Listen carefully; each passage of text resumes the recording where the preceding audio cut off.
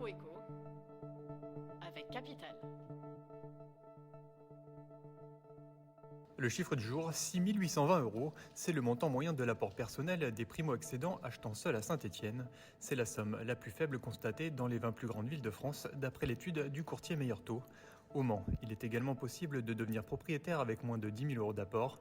Conséquence, dans la capitale sartoise, 89% des primo-accédants solo ont moins de 35 ans. A l'inverse, les plus grandes métropoles du pays sont devenues inabordables pour ces jeunes acquéreurs. À Paris, ils devront mobiliser plus de 131 000 € d'apport. Bordeaux n'est pas en reste puisqu'un achat s'y accompagne d'une mise minimum de 81 000 €. Logiquement, dans la capitale ou à Lyon, moins de 50% des emprunteurs achetant seuls ont moins de 30 ans, contre 75% à Dijon et 68% à Toulon. Le coup de gueule du jour est poussé par les retraités. Une étude de l'organisme de statistique du ministère de la Santé, l'adresse, montre que d'année en année, leur pouvoir d'achat s'érode. Les raisons à ce phénomène sont multiples. En tête, la sous-indexation des pensions, mais aussi la hausse de la CSG, la contribution sociale généralisée. Même si le montant des pensions croît, ce n'est pas le cas du pouvoir d'achat car les retraites augmentent moins vite que l'inflation.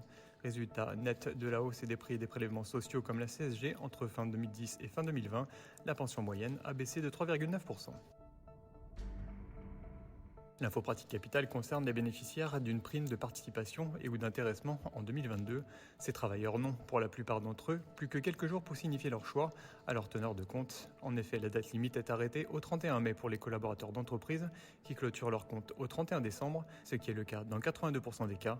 Mais ne confondez pas vitesse et précipitation, car opter pour un déblocage à la hâte de cette somme aura des conséquences fiscales très importantes. A l'inverse, en plaçant ce bonus sur un plan d'épargne entreprise ou sur un plan épargne retraite collectif, sachez qu'il ne sera plus disponible pendant de longues années, voire jusqu'à la retraite. Plus d'explications sur notre site. Et on termine par les propositions économiques dévoilées par l'Alliance de gauche en vue des législatives. La nouvelle Union populaire écologique et sociale a présenté une série de 650 mesures, d'abord sociales, comme le blocage et la baisse des prix des produits de première nécessité, ainsi que porter immédiatement le SMIC à 1 500 € net par mois. Sur le climat, l'Alliance veut en finir avec les pesticides. Quant au volet économique, elle souhaite rétablir un ISF incluant un volet climatique et durcir les sanctions contre la fraude fiscale. En ce qui concerne les institutions, elle veut passer à la 6e République. Il reste cependant 33 mesures qui font l'objet de divergences, à l'image de l'OTAN, du nucléaire, de la chasse ou des nationalisations. C'était l'info éco avec Capital.